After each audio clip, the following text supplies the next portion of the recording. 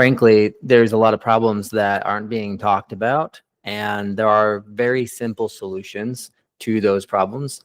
And I just want to jump into it for a minute.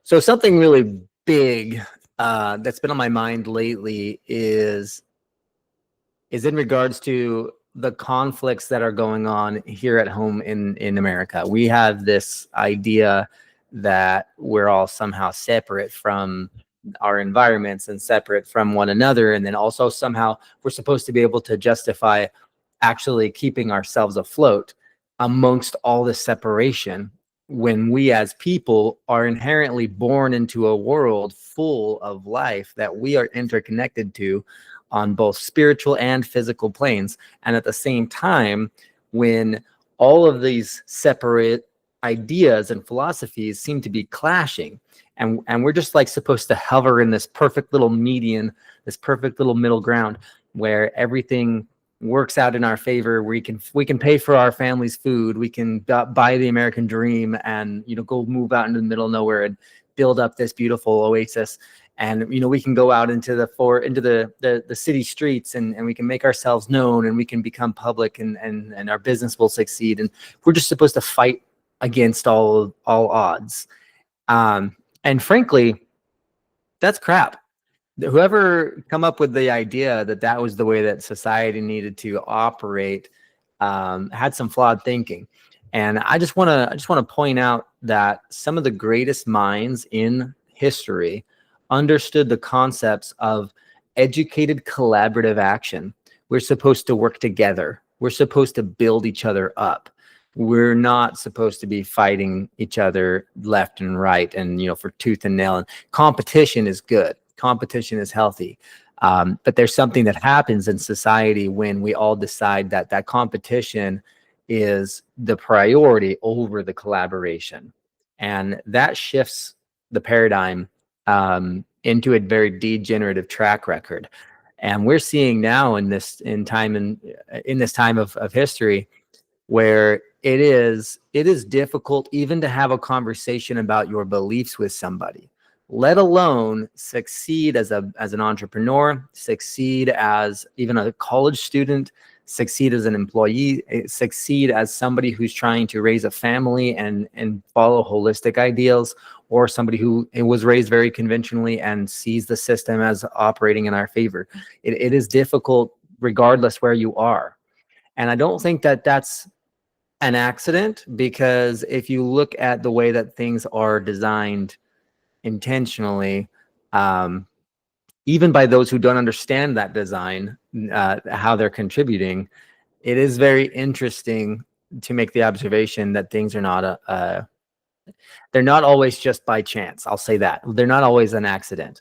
Now, I am of the mind that we can get past those things. And this is why, for me in my life, I have prioritized becoming deeply entrenched and involved in the permaculture movement.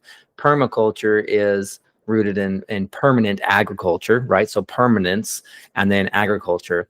But for me, I actually come from the background of a very patriotic family. And with that context, I look at permaculture as kind of the freeing net, the freeing, or I should say the freeing foundation. It's the thing that we can lean on to make sure that our freedoms and liberties are preserved and maintained.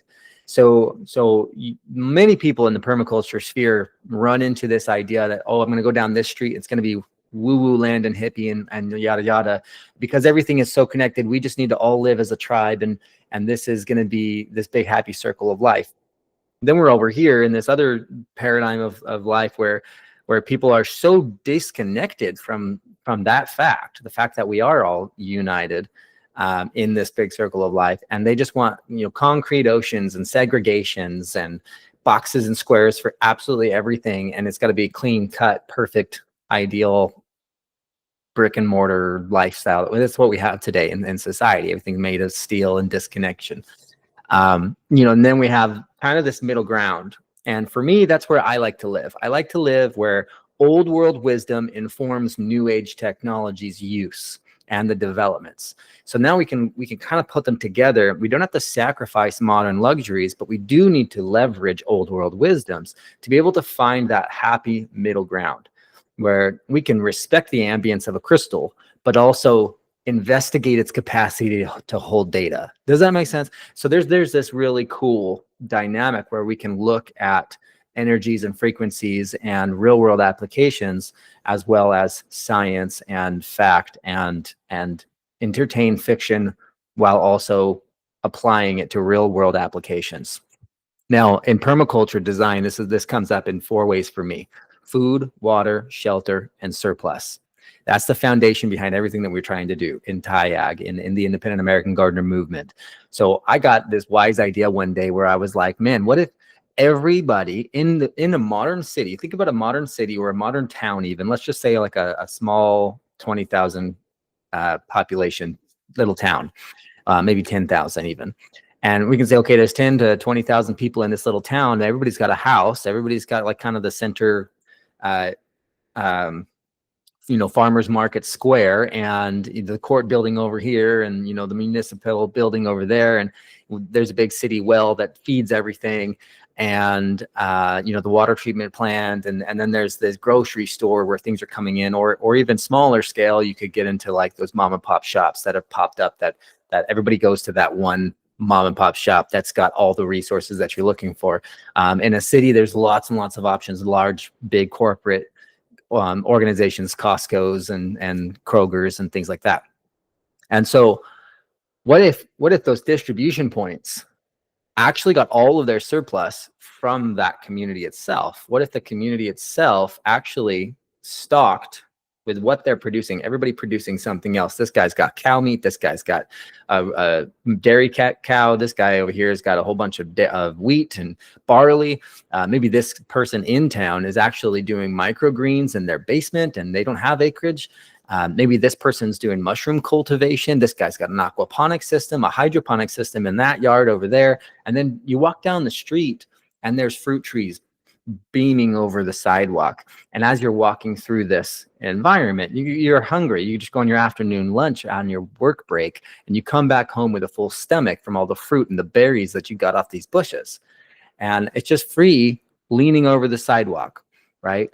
The primary yield that property produces is further into the yard, further into the front yard and the backyard. They're catching rain off their house before it goes into the water treatment plants, before it rushes down the city sidewalks. We don't even need to reimagine how the cities are designed. We just need to continue building them, continue designing them. It's like everybody just decided, let's put concrete here and let's put gutters here, and everything's just going to run down and it's going to go into that concrete and it's going to take it to the plant, and that's that. Like, we're done.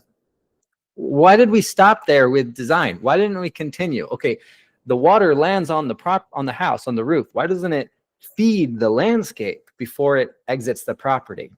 And if you're in a desert climate, that's gold. So store it. Don't even let it touch the ground until you know exactly where you want to put that. Like, so there are things that we need to do to improve the way that systems are functioning. And so I believe, I'm of this belief that permaculture design can address food, water, shelter, and surplus aspects of existing societies to the point where we're able to take that old world wisdom and capture and store energy in ways that modern technology complements profoundly.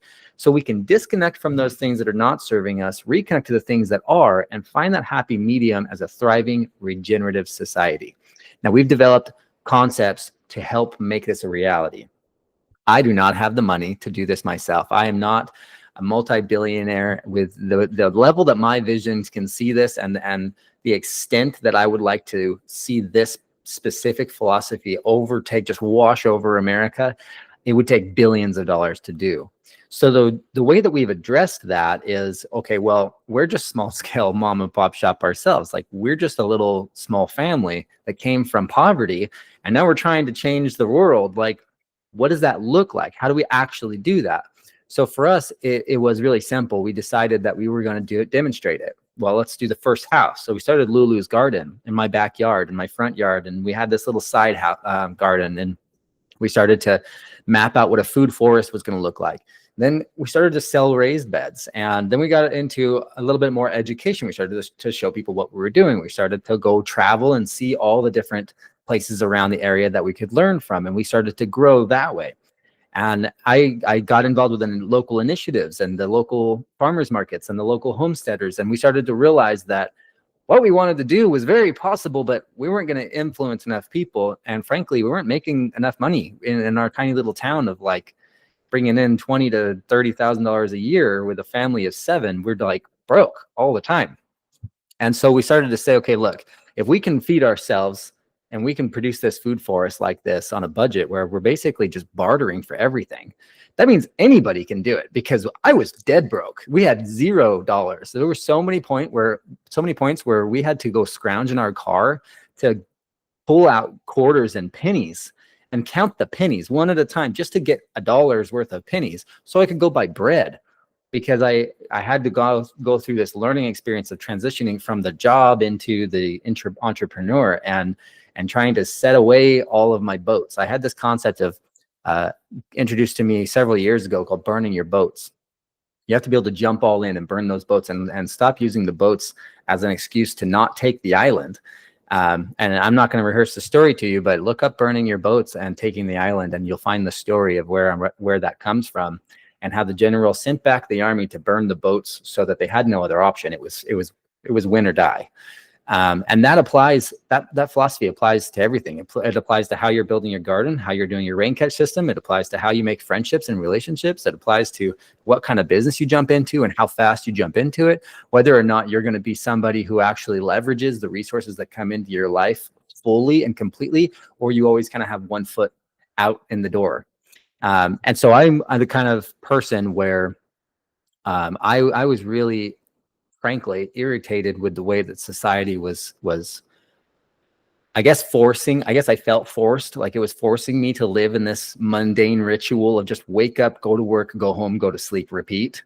And I wanted more than that. And so entrepreneurship has always been something that I've been drawn to. And I've always had small businesses, mowing lawns when I was like 11 years old. And I roofed and did construction and landscaping and all these other different things. I volunteered at fire departments, and I've kind of traveled now all over the United States with my family, and we've seen a myriad of different walks of life and came from literally nothing. So now, with what I envision and possible, I have the context to see how hard it can really be to do this, because I think that I've been blessed in that capacity to see that there is struggle between here and there. And we've been able to network since those days with professionals from all different types of fields and cover I guess what's one of our collaborators has roughly 120 years worth of experience in regenerative design, just him and his team. Between our team now, we have roughly about 80 years, about 70 to 80 years, I think, in-house in our immediate circles of applied academic or hands-on educational experience that we're actually gaining from real world projects, and then now have been able to surface and bring out to you guys. And so, collectively, we've got a lot of things moving around, a lot of moving pieces, but we still don't quite have the money in place. We're talking about millions of dollars per property to demonstrate at the level that we want to demonstrate in our hub concepts. And so there's a lot to get into there. I won't dive too far into that rabbit hole yet, but I want to just make a point really fast on getting back to the initial kickoff here. when we're so divided, it's so easy to lose. It's easy to lose our relationships. It's easy to lose our people. It's easy to lose our tribe. It's easy to not, once you lose all of your people and your support system, it's easy to lose yourself and your identity and who you're trying to be and where you come from and where you're going. And frankly, no matter what resource it is on this planet, what organization you've set up, what system you've designed, no matter what you're doing, it's about people. Without the people, absolutely nothing you're doing matters. It is completely devoid of purpose. I believe that we are spiritual beings having a physical experience. And I think that is pivotal to absolutely everything that we do as a people. And we're on this planet together, 7 billion, and what is it, almost 8 billion of us now on the planet, for a reason. And so we need to be able to connect and find common ground. And so for me, we find that common ground in the ground itself. The ground itself is the medium and the kind of catalyst to bringing all these things about. We want to see people grow their own food, catch rain, store energy, and then produce a surplus. And when they do that, I want them to do that with their community. And we're like, okay, how do we make this a reality? So we need to demonstrate it. So we come up with this concept of how to unite everybody again. And we called it the awareness campaign. And so first we demonstrated it in our small scale urban lot. And then we started to demonstrate it at larger lots. And then we went to this awareness campaign. In this awareness campaign, our goal was to travel and teach all over the United States, telling people what we did, showing them the videos, the photos, the slideshows, the academics, all the different things that we could bring together and the proof in the pudding, and then go outside and do it with them. So for the first 3 hours of the workshops, we were doing indoor lectures and seminar styles on the big slideshows. And then we'd go have a little lunch break and then we'd go outside. So people are getting learning, then networking and connection, and then going outside and they're physically doing what they just learned inside with all their new friends they're laughing with now. And this is where the kids come out and we get to go like hands in the dirt. We're reconnecting with the soils. We're getting all the soil bacteria in our fingernails, and like we're actually grounding ourselves and reconnecting to what matters. And we're doing it smiling and laughing with each other. So then we would go a little bit further and we say, okay, like this is one property. Now imagine you could duplicate this, do it again and again and again and again and again, all the way down your street. Keep going, house by house by house by house. Set aside all these dumb differences and just look at the common ground of the ground itself. Everybody needs a beautiful environment to thrive and to live. Right? Everybody's got a different idea what that looks like, but the fact is that the soil is the foundation of life. And so let's use that. Let's just start with a really simple garden. It can be a flower garden, an herb medicinal garden. It can just be a pollinator garden, right? Or it can be a really extensive market garden where it's your industry and you're actually trying to produce something. We can get into agroforestry, silvopasture. If you get larger acreages, we can actually incorporate cattle and trees together into an agriculturally productive ecosystem with rotational grazing patterns where we can actually now run our meat product, our poultry and our cattle through rows separated by, you could call them micro food forests on contour along a hillside. So there's all kinds of ways to do this. So regardless of the scale, keep going property by property by property. Okay, now let's say, for example, you've got your rural farms out here, you got your urban farms here, and then you've got your commercial property demonstrating permaculture design, right? Back to the mom and pop's garden store or like grocery store or the big Kroger, whatever you want to call it. But let's consider that as the commercial property. What if it was solar powered, maybe potentially wind powered? What if it had some geothermal heating and cooling? And what if there was a passive solar greenhouse built off the side of it, and it had a courtyard that was integrating a oasis and kind of a visitation space for people to be and find peace and calmness, pull out their laptops for the local college students, things like that, but then also be an actual food forest where they could actually come out and do little courses and classes, just walking through the food forest and this botanical garden where they say, hey, here's all the edible species. This is not fluff. This is actual harvestable species, perennial food. There are over 300,000 edible species fit for the human consumption, but we only see about 300 of them, 200 of them on grocery store shelves. Okay, so that's a problem. So what if we could expand our thinking here a little bit We could do some oddball species in there, and we could start showing people how to grow all of this in an environment where they're also really loving the beauty and the serenity of it all. And they're doing what they normally do. They're studying for class, or they're just on a lunch break, or they're getting prepped for some other thing, or they're scrolling social media, or they're just visiting with a date, or whatever it is, on a picnic table in a food forest right outside of your big store, right? Now, what if, again, all of the surplus from all these little urban properties and the demonstration hub in the urban scale and then the rural scale, producing staples and immediate barter and trade surplus, could all be put into these demonstration distribution points? And what if those distribution points were also facilitating some kind of a depot, where this depot could produce compost or bulk mulch or soil or other types of amendments that could all be secured and sponsored by the locals who contributed to it, turned and maintained by the depot, and then distributed freely to everybody who was not yet established, who needed that extra boost and assistance. We did this. And then initiative that I was a part of under my church, they taught this concept of the depots. And I was put in the position of helping to oversee and establish what that looked like.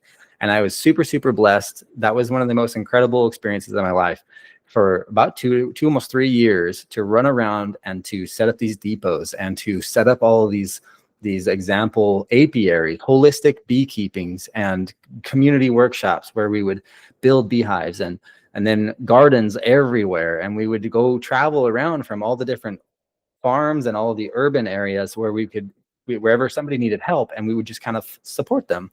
And being my profession, it was good for me to see all these different types of situations. I learned like crazy, but at the same time, I was able to support and contribute like crazy. And so it was really cool. And so this experience taught me a lot. And so now I'm sitting here looking at this concept of TIAG and the hubs. So we could basically recreate that across America and expand that in a great concept. And I believe that the independent American gardener is the path forward to that end. But I am having a really hard time bridging this barrier between where we're at right now and where we want to be, because of I'll just be totally frank with you, because I've been doing it alone for many years. We have collaborative organizations and we have collaborative mentors, but I don't have employees. I don't have, in-house clerks. I don't have a schedule keeper. Like there are core pieces of being an entrepreneur that are extremely difficult to manage in that capacity without having the delegation abilities. And I've limited myself in that as an entrepreneur. There are many, many entrepreneurs who have figured this out, but I have not yet gotten to that point. And so in this point, this part of our journey, we're 6 years into this. We've taught across 27 US states and 2 countries. We have 2 established hubs that are, I should say, developing hubs that are we're hoping will gestate into this real world demonstration. And amongst all of that, my family has sacrificed our homes, our locations, our food supplies, our own food forests and gardens and homesteads. We have sacrificed time. We have given up our ability to explore and to have time together as a family.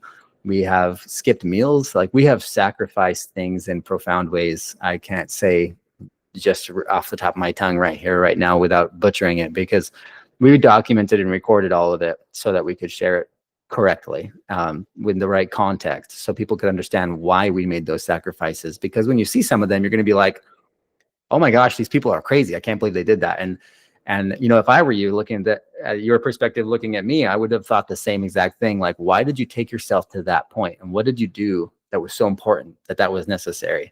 And I want to frame that for you. And so we have 9 terabytes of videos and photos set aside of our last 6 to 8 years of our journey, specifically for that reason.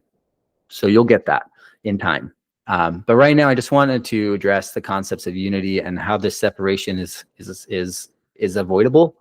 And frankly, I just want you to recognize that there are people like me and my wife and our organization and all of our collaborators who are actively helping and actively engaging with you and actively putting paths in front of you to say, hey, this will solve this problem.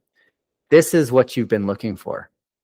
So if you're really, really serious about solving this issue and these problems, and you want that community, you want self-sufficiency, you want a future you can bank on and that you're comfortable sending your kids out in, and you're comfortable looking at your future going, okay, you know what, there isn't crazy digital IDs, and there isn't this inundation of our food supply with pesticides and herbicides and chemicals and GMOs and all these things that we know for a fact are not healthy for us.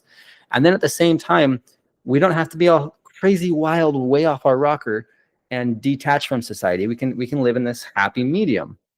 If that really sounds beautiful to you, which to me that sounds like paradise, I want to invite you to join us now. Go to havenpermaculture.com and book a one-on-one phone call with me. If you do a discovery call right now, you'll get me. I have made myself available for those calls.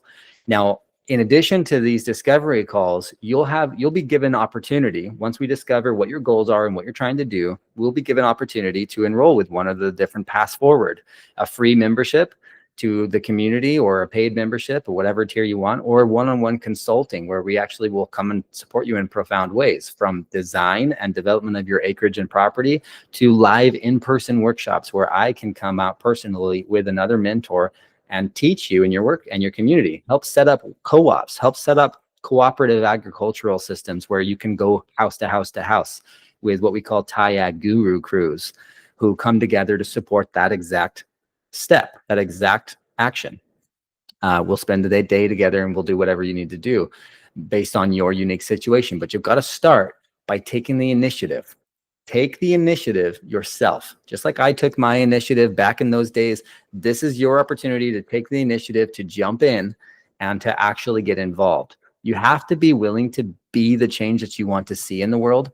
If you're not, you won't see it. It'll happen to all these other people who are willing to be that change, and they might not be your neighbor, and so you might not get wind of that. And I can attest to you that it is happening in every nook and cranny of this country in profound, profound ways. And I have been blessed to see and to witness and to participate with that firsthand. And I just want to clarify for you that God is doing something. All right. But if you want to get involved with what we're doing and what I feel like God has put on my heart, this is what you got to do. You got to contact us. You got to get involved intentionally. You got to take the initiative.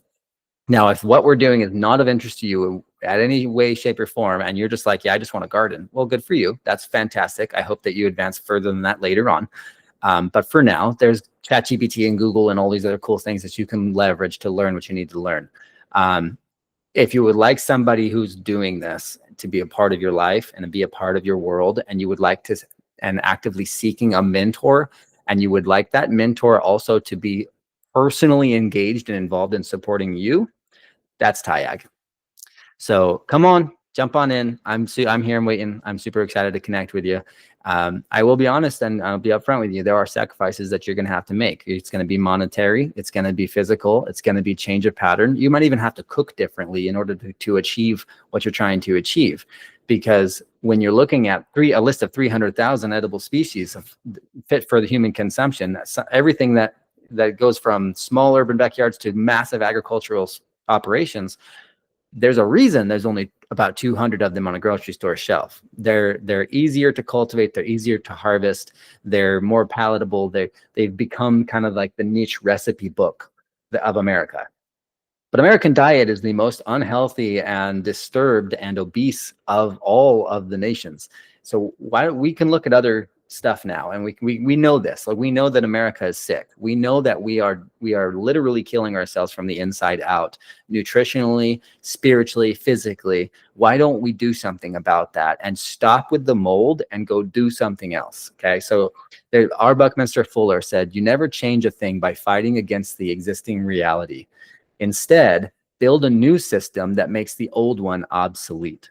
So that's the TIAG initiative. That's the Independent American Gardener Initiative. And I encourage you to take it with me. Go to havenpermaculture.com, schedule a discovery call, get on the phone with me. Let's chat. I look forward to meeting you.